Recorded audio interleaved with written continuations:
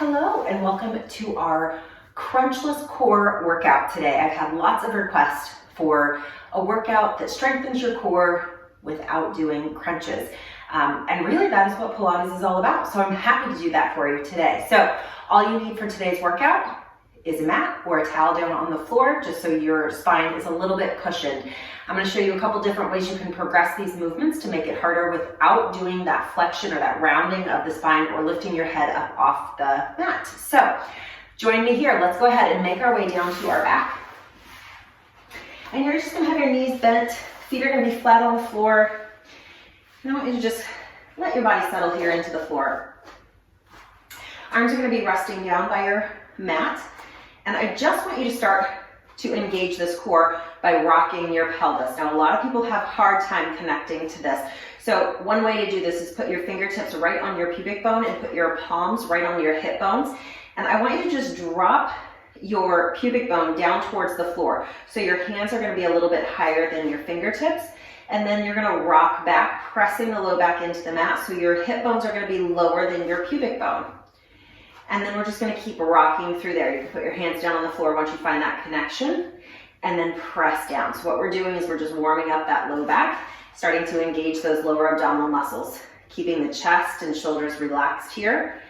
And as we move through this, I want you to notice if you're pressing into your feet or using your legs or your butt muscles to move in and out of this position. So I really want you to try to take it out so we're not pressing our feet down or clenching our booties to get that low back to press down into the mat.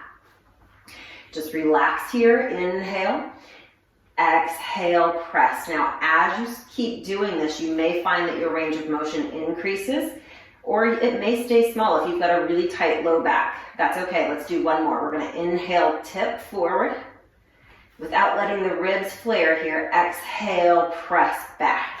Now we're going to find what's called neutral spine here. So I want you to just kind of rock until you have just a little bit of space between your low back and where your palms, so if we're making that shape with our hands again, where your palms are flat here. So our fingertips aren't lifted or lowered. Everything is just in a flat plane. That is called a neutral spine.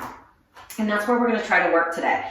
So we're going to engage our core by exhaling, drawing in and up with that belly button. And I want you to just hold this position and then just bring that right knee to tabletop position, which is a 90-degree bend of our hip and a 90-degree bend of our leg, and tap it back down.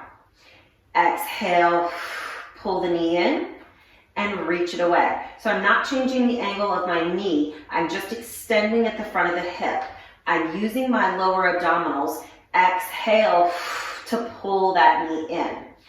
What I'm not doing is allowing my spine to rock as that leg reaches away. Let's do that 2 more times. Exhale, press.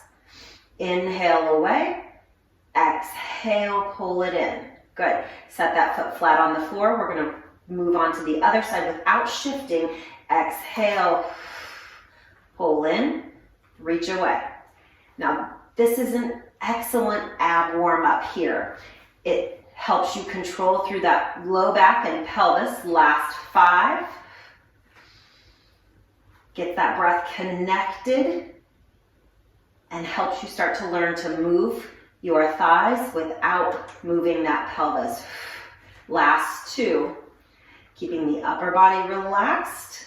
Last 1. And set it down.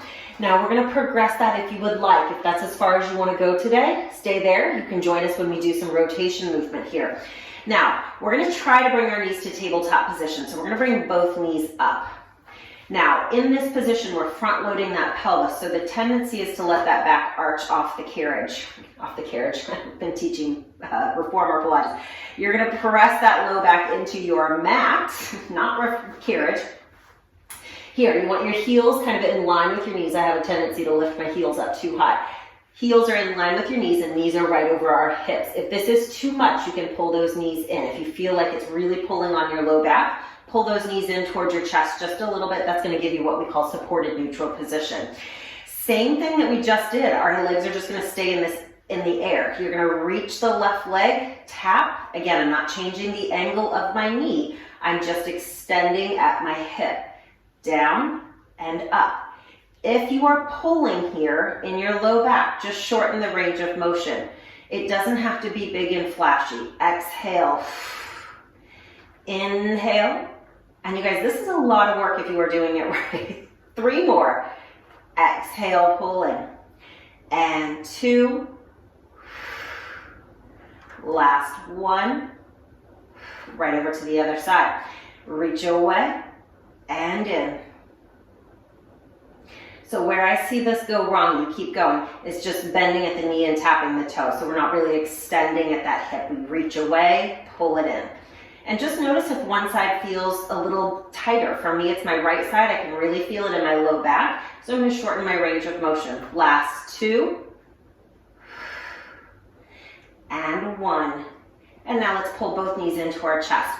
One of the things about Pilates is I want you to get connected with your body. Notice those imbalances. We all have them. I've been doing Pilates for 7 years, and we still all have those imbalances in our body. One side feels tighter, and they feel different from day to day. So just know that that's normal. Work through it, notice it, and move on. All right, we're going to bring those knees to tabletop position. So we're going to go into a little supine spine twist. The further your arms are out to a T, the more support you're going to have. Vice versa, if you bring those hands down towards your hips, you have a little less support here. It makes it a little bit more challenging. So I'm going to go about midway so you can kind of play with that arm position. Again, find that tabletop position with your knees. You can pull them in, again, if that's too much on your back.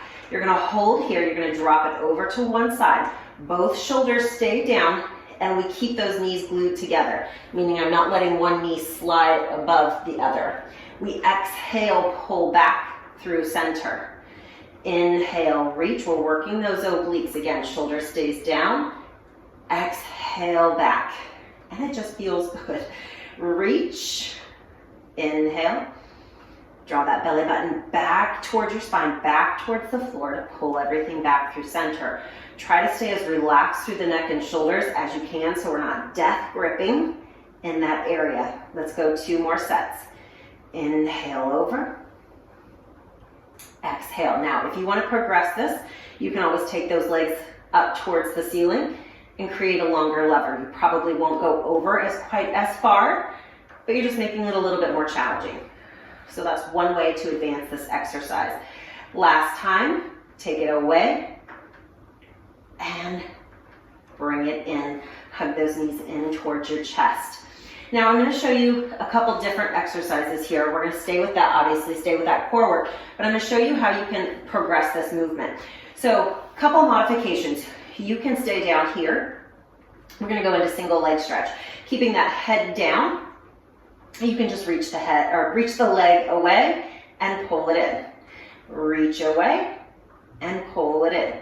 Now, if you want to progress this, you can come up to, fix my hair here, you can come up to your elbows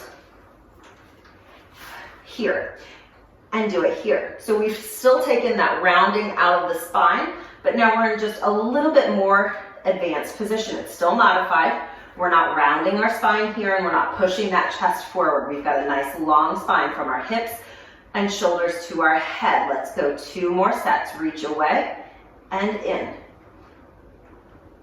Last one here. And reach. Good. Both feet come down. And you can come back down to the floor. We're just going to do 1 more, and then we're going to get a little spine twist stretch. All right, our scissors.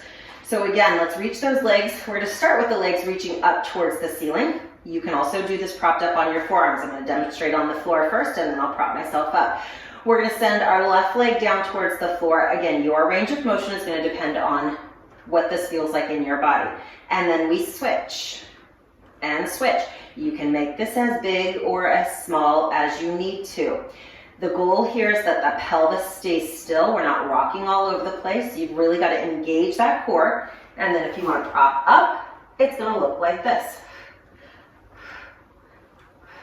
Good. Last 2 and 1 and done. Let's get a little stretch. All right, we're going to lay down. Send that left leg long down the mat, open up that hip flexor, bring that right knee to tabletop position. You're gonna grab that left knee with that right hand. Nope, you're gonna grab that right knee with your left hand and just roll that leg over to the side. I've got my right arm reaching out to a T and just breathing into that stretch. Oh, it feels so good. One of my favorite stretches. And then come back in, pull that right knee in towards your chest and send it away. Let's do the other side. Left knee in. See if I can cue this right. Right hand to your left knee. Left hand just reaches out and we draw that leg across. As always with a stretch, never force yourself into a stretch. Let it feel good. You can always take your hand away if that pressure down doesn't feel good. Listen to your body and do what feels good. And bring it in, hug that knee in towards your chest, release that hip flexor. And that is all for today. Thank you guys for joining me. If you have any questions, drop them in the comments below and I'll see you next week.